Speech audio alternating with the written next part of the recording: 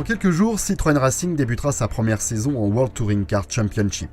Après des centaines d'heures de conception, de fabrication et de développement, après des milliers de kilomètres d'essais, l'heure de la confrontation a sonné. Vous allez découvrir comment une équipe qui fait figure de référence en rallye s'est remise en cause pour partir d'une feuille blanche et appréhender les rouages de la piste. Vous allez entrer dans les coulisses pour comprendre comment, au fil des mois, le projet portant le code M43 WTCC a mûri pour donner naissance à la Citroën C-Élysée WTCC. Vous allez faire plus ample connaissance avec les pilotes qui porteront les couleurs de Citroën dans cette nouvelle aventure. Sébastien Loeb évidemment, qui se lance dans un des paris les plus audacieux de l'histoire du sport automobile après avoir remporté 9 titres en WRC. Yvan Muller, la référence, quadruple champion du monde en WTCC, qui lui aussi relève le défi en rejoignant une équipe novice sur les circuits. Il y a aussi l'Argentin José María López, dit Pechito, et le Chinois Ma Qinghua, qui sont autant d'atouts pour défendre les ambitions de la marque dans ce championnat du monde.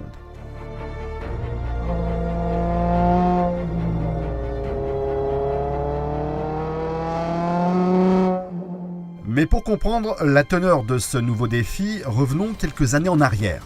Citroën a toujours eu le goût de l'aventure et les défis sportifs, avec l'objectif d'exprimer sa créativité et de démontrer la maîtrise de ses technologies. De la DS à la DS3 WRC, les modèles frappés du double chevron ont marqué plus d'un demi-siècle d'histoire moderne du sport automobile. Le palmarès est riche avec 5 titres mondiaux en rallye raid et 4 victoires au Dakar pour les ZX Grand Raid pilotés par Harry Vatanen et Pierre Lartigue. Plus récemment encore, Citroën Racing a marqué de son empreinte le WRC avec 93 victoires et 8 titres de champion du monde des rallyes acquis en une dizaine d'années. Tour à tour, les Xara, C4 et DS3 WRC ont permis à Sébastien Loeb et Daniel Elena de s'approprier tous les records de la discipline. Mais lorsque le pilote le plus titré de l'histoire du sport automobile décide de tourner la page, il est temps d'imaginer de nouveaux défis. Clairement, on est dans une situation où Citroën avait dominé le WRC avec 8 titres de champion du monde, avec 9 titres de champion du monde des pilotes avec Sébastien Loeb. Et il nous fallait envisager autre chose. Le sport automobile est pour nous un véritable laboratoire, la preuve technologique de nos produits et une vraie preuve technologique. La technologie utile étant bien le point commun à l'ensemble de nos voitures. Dans le courant de l'année 2012, l'idée d'un engagement en WTCC prend concrètement forme. Il faut dire que la discipline ne manque pas d'atouts avec ses courses spectaculaires, faciles à comprendre et taillées sur mesure pour la télévision. Le calendrier est véritablement mondial avec 12 meetings visitant 5 continents. Et grâce à une réglementation maîtrisée, le coût d'un tel programme demeure raisonnable pour les constructeurs comme pour les équipes privées. Le projet est révélé à la fin du mois de septembre lors du Salon automobile de Paris. Bienvenue Good chez morning and Citroën. welcome to Citroën. Je suis convaincu que le sport automobile a joué un rôle très important dans la transformation de l'image de Citroën en étant un véritable laboratoire technologique. Sébastien, la question de ton avenir, bien sûr, a fait l'objet de questions fréquentes, a beaucoup occupé les médias, j'en ai été témoin. Comment est-ce que tu vois les choses dans l'avenir ?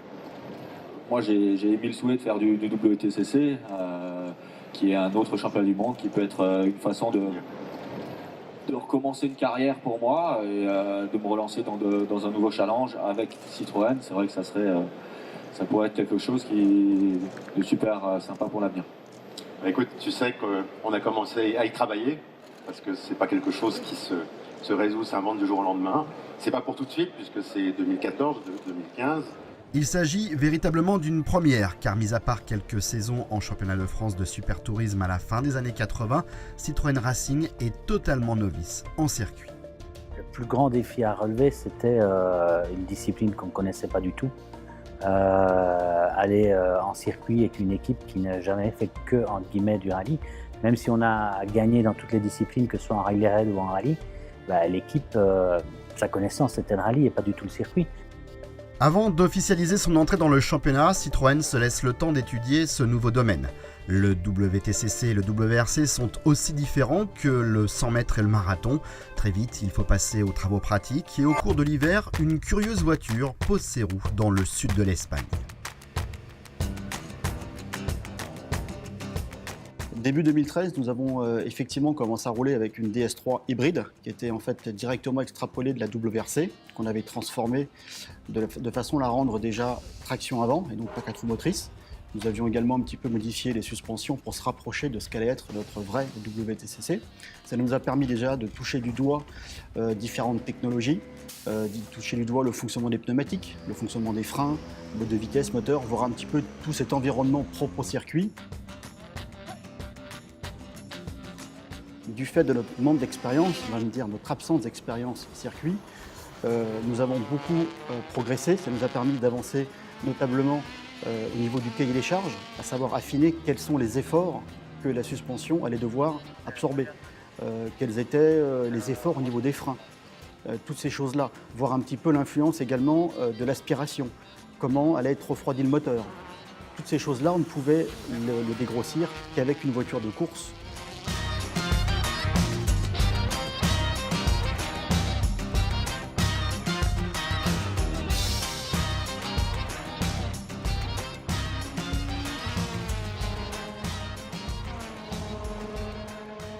Ce travail exploratoire permet à Citroën de valider la pertinence de son futur engagement sportif. Quand tous les critères sont enfin réunis, Frédéric Banzé vient en personne annoncer la bonne nouvelle aux collaborateurs de Citroën Racing. Nous allons nous lancer en 2014 dans un nouveau défi, dans le championnat du monde FIA des voitures de tourisme, plus connu sous le nom de WTCC, avec Sébastien Loeb. Tout le monde attendait cette annonce. Entre le moment où on a fait la première annonce qu'on s'intéressait au WTCC et vraiment la décision, il y a presque eu 9 mois. Donc tout le monde attendait cette annonce d'arriver dans une nouvelle discipline qui voulait dire aussi pour Citroën Racing une vision à moyen et à long terme. Et ça, c'était vraiment un message fort et positif pour Citroën Racing. Et puis il y avait le fait de découvrir de nouvelles choses. On était engagé en championnat du monde de rallye depuis plus de 10 ans. En rallye en général depuis 15-20 ans. Donc, tout le monde se disait qu'on allait apprendre des choses, découvrir des choses, et ça, c'est toujours intéressant. Les voitures du WTCC sont obligatoirement dérivées de berlines à 4 ou 5 portes. Au sein de sa gamme, Citroën a le choix entre plusieurs modèles. C'est la C-Élysée, un des fers de lance du développement planétaire de la marque, qui est retenu pour ce programme.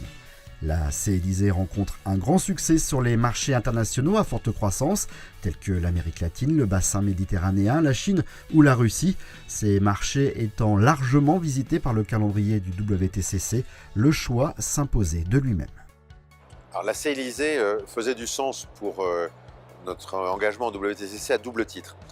D'une part parce que c'est la voiture qui est une des voitures qui est clé dans notre développement international, en particulier en Chine, et vous savez qu'il y a 2 courses de WTCC en Chine, mais aussi des courses au Maroc, en Russie. Donc il y avait vraiment une grande cohérence avec nos stratégies d'internationalisation et le fait de choisir la C-Élysée. Le deuxième, c'est que techniquement, il est plus favorable d'avoir une voiture tricorps en WTCC sur circuit qu'un bicorps, et donc là encore, il y avait une très bonne cohérence.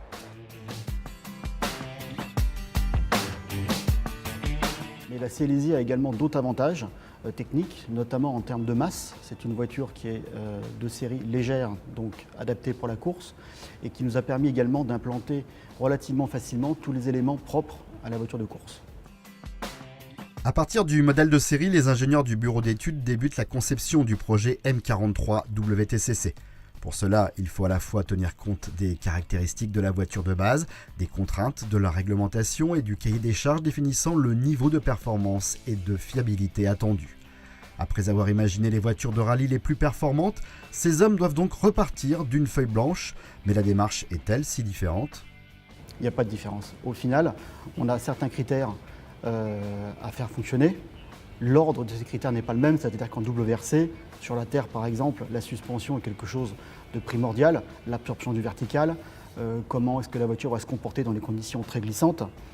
En touring car, il y a d'autres points qui vont être plus importants, par exemple l'aérodynamisme de la voiture, la tenue à haute vitesse sur les freins, des choses comme ça. Donc les critères ne sont plus tout à fait classés dans le même ordre, mais au final c'est la même procédure. Il faut respecter un règlement technique, il faut respecter un cahier des charges technique, il faut respecter une enveloppe budgétaire. Donc c'est le même principe, c'est juste les critères qui ne sont pas classés dans le même ordre. Sitôt les premiers plans terminés, la construction du châssis débute à quelques mètres de là au sein de l'atelier tôlerie. À partir d'une coque de série, on découpe, on soude, on ajuste les morceaux de métal. L'équipe met les bouchées doubles pour assembler le premier prototype. Sébastien Loeb participe activement à cette genèse en visitant régulièrement le centre technique de Citroën Racing. Aucun détail n'est laissé au hasard, à l'image de l'ergonomie du poste de pilotage. L'objectif de rouler au début de l'été 2013 est tenu. Le mercredi 10 juillet, c'est au nonuple champion du monde des rallyes que revient l'honneur de baptiser la Citroën C-Élysée WTCC. Sur le petit circuit de Dreux, Seb procède à un déverminage. Pour cette première séance d'essai, l'heure n'est pas à la recherche de performance. Pilotes, techniciens et ingénieurs traquent les éventuels bugs.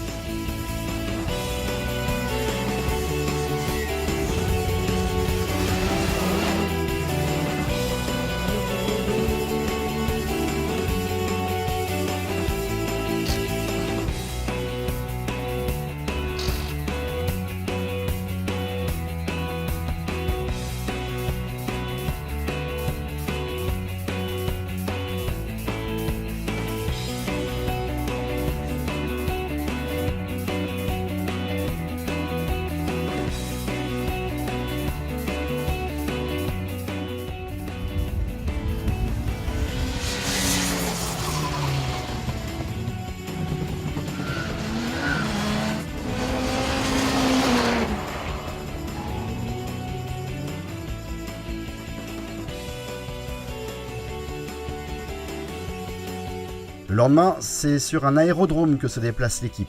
La piste de décollage devient une ligne droite permettant de vérifier la bonne tenue des éléments de carrosserie à haute vitesse. Sans être négligé, l'aérodynamisme n'a qu'une importance marginale en rallye. Sur une voiture de circuit, c'est au contraire un point déterminant dans la recherche de performance. Dès leur première réflexion, les ingénieurs de Citroën Racing ont placé ce domaine au cœur du développement de la C-Élysée WTCC. On a défini une première forme, on va pas dire au hasard, mais quelque chose qui nous semblait bien. Donc ça, c'était un modèle CAO. De ce modèle CAO, on a fait deux choses. On a fait un modèle qui a permis de faire des calculs de CFD. Donc ça nous a permis d'avoir une première évaluation des coefficients aéro, une première évaluation des débits qui allaient passer dans les radiateurs pour faire le dimensionnement du refroidissement. Et en parallèle, on a construit une maquette qui reprenait au départ ces mêmes formes, pour nous permettre d'aller en soufflerie. Donc, on a dégrossi au départ avec la CFD un certain nombre de concepts, et ensuite, quand on était à la première séance de soufflerie, on avait lancé des pièces, puisque la maquette est relativement modulaire pour permettre de changer les différentes formes libres, et donc on a fait des séances de soufflerie dans lesquelles, entre lesquelles on faisait des calculs de CFD aussi. La CFD a l'avantage il peut être obligé de fabriquer des pièces, donc pour les grands concepts de départ, c'est quand même beaucoup plus facile. Et ensuite, le deuxième gros avantage, c'est d'être capable d'avoir accès à des valeurs mesurées intermédiaires qui seraient très difficiles d'avoir en soufflerie. En combinant les résultats des simulations obtenues avec la CFD, des séances de soufflerie et des essais sur piste, la carrosserie de la voiture évolue par petites touches. Afin de préserver la confidentialité de ses travaux et de masquer les détails les plus subtils, la voiture arbore une décoration camouflage lors de ses sorties en piste.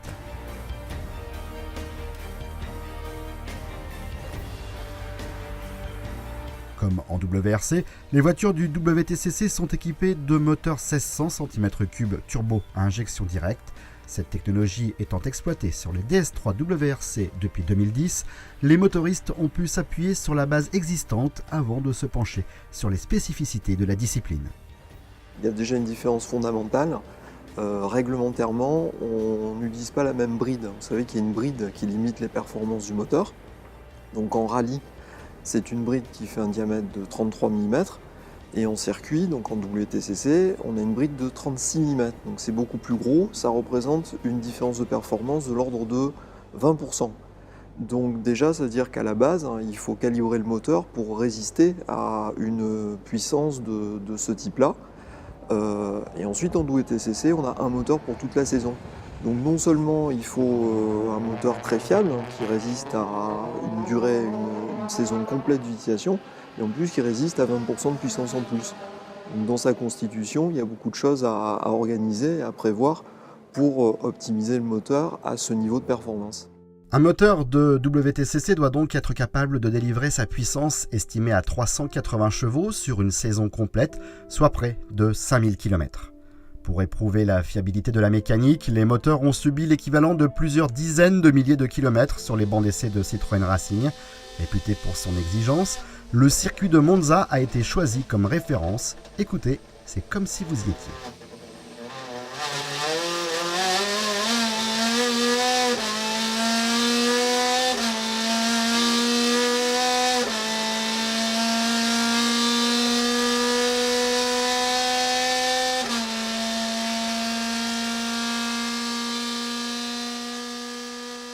Du bureau d'études au montage des voitures à l'atelier, le travail effectué au sein du centre technique de Citroën Racing représente la partie immergée de l'iceberg.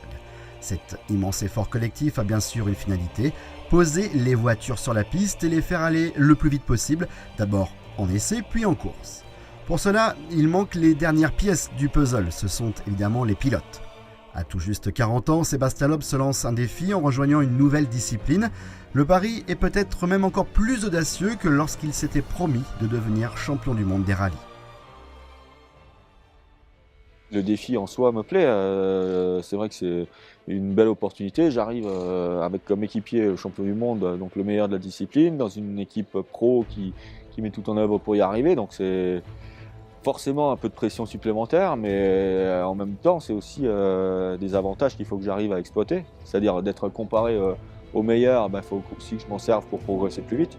Et d'être dans une équipe pro, c'est bien parce qu'on a les moyens de faire les choses correctement, de bien préparer les courses, même si l'équipe débute aussi en circuit. Donc c'est un apprentissage commun entre Citroën et moi, mais je dirais que pour l'instant je suis plutôt content, ça se passe bien.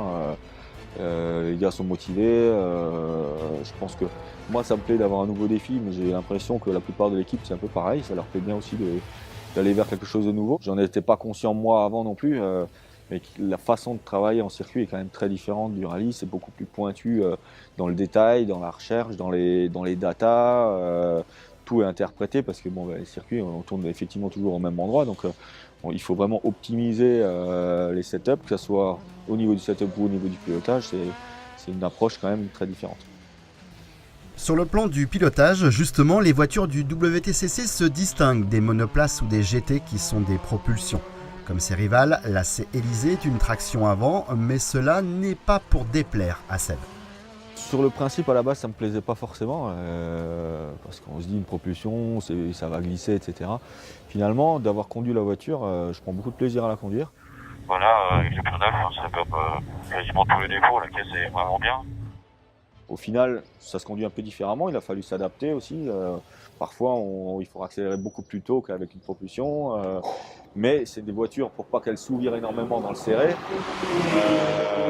qui sont réglées très survireuses en moyenne et elles sont très fines pour aller vite. Il faut vraiment être sur un fil avec la voiture et qui n'est pas évident et qui demande beaucoup de précision, beaucoup d'application. On peut se permettre parfois de glisser justement, peut-être plus qu'avec une propulsion parce qu'on ne perd pas forcément la motricité en même temps.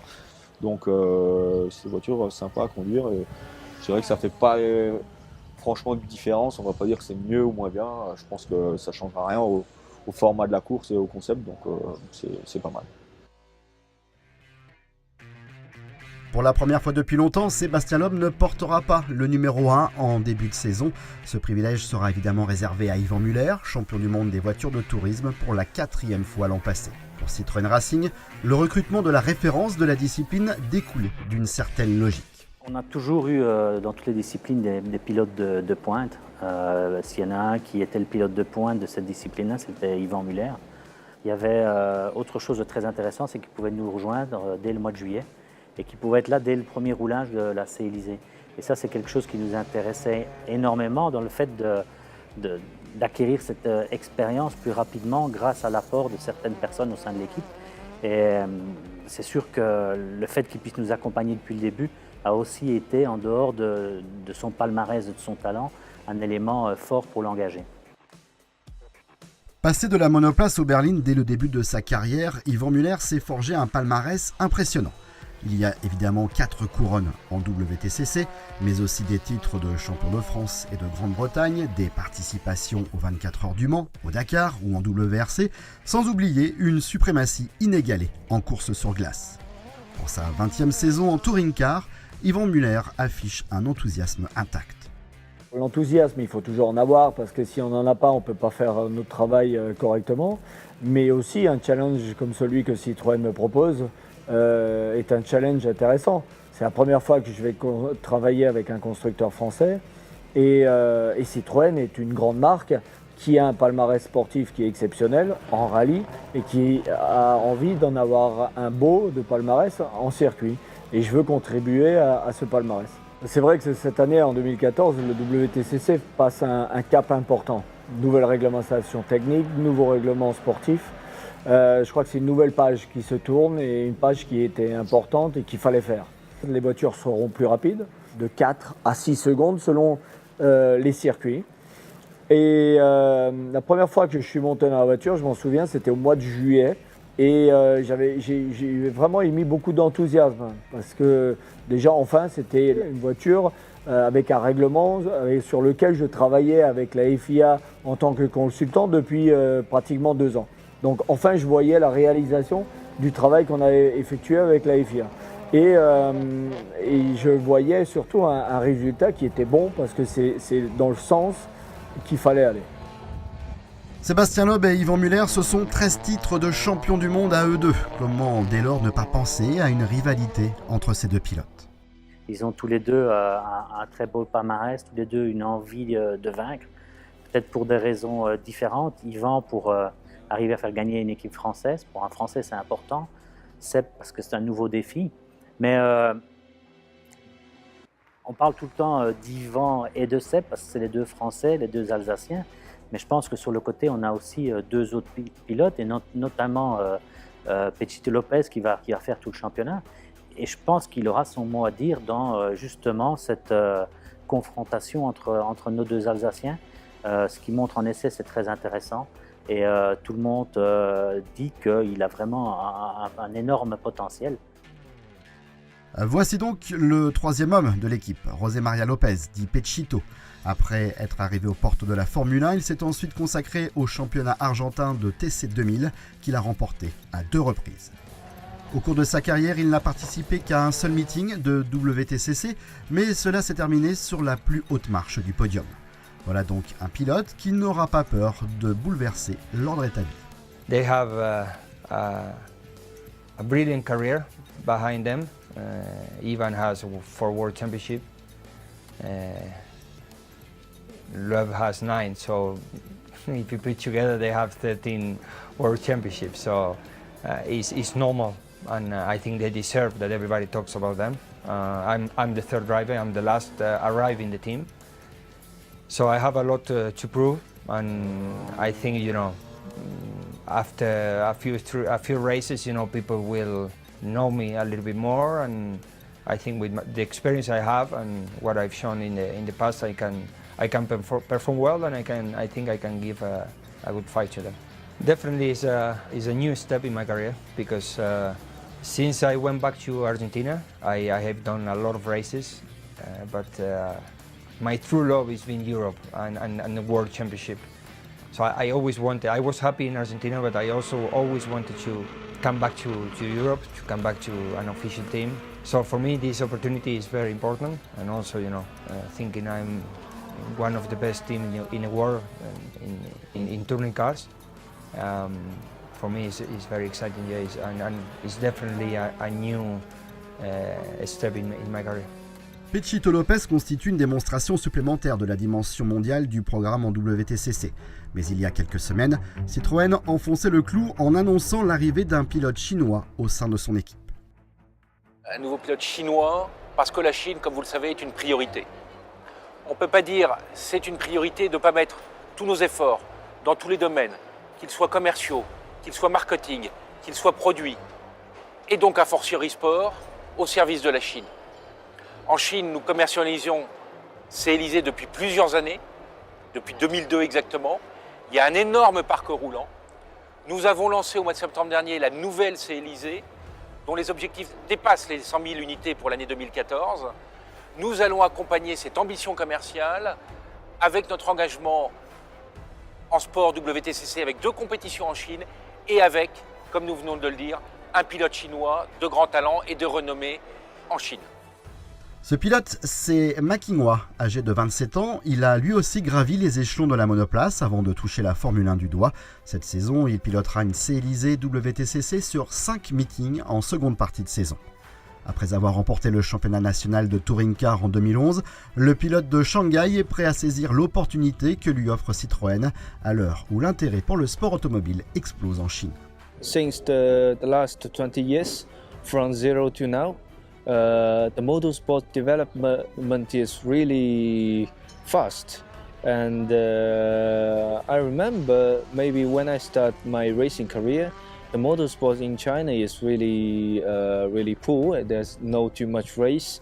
Only few people know Formula One maybe, but there's no too much the other series. But until today, there's almost everyone know motorsports, and it's growing up really quick, and people like this sport, and of the company, of the people in China, they have paid more attention on the motorsports. Dans quelques jours, le coup d'envoi du championnat du monde des voitures de tourisme 2014 sera donné à Marrakech. Du premier coup de crayon du projet M43 WTCC à la première course, un énorme travail aura été accompli par les hommes et les femmes Citroën Racing. Mais il ne s'agit pas de la fin de l'histoire, bien au contraire. Yvon Muller, Sébastien Loeb et José Maria Lopez, bientôt rejoints par Ma Qinghua, vont se lancer dans la bagarre face à des adversaires tout aussi déterminés. Rendez-vous à Macao dans un peu plus de 7 mois pour le dénouement de ce nouveau chapitre de l'histoire de Citroën Racing.